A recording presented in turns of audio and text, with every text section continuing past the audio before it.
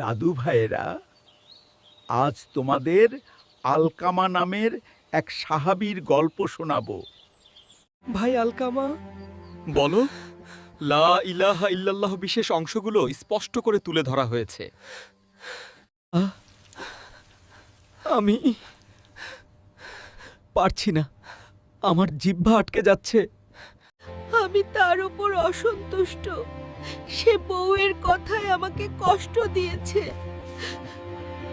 রাসূল বলেছেন, আপনি মাফ না করলে তাকে আগুনে পোড়ানো হবে।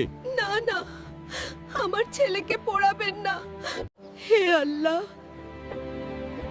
আমি আমার ছেলেকে মন থেকে মাফ করে দিলাম। لا إله إلا الله محمد رسول الله আলহামদুলিল্লাহ। মনে রেখো দাদু ভাইয়েরা, মায়ের পায়ের নিচে জান্নাত। আমরা আম্মুকে কখনো কষ্ট দেব না।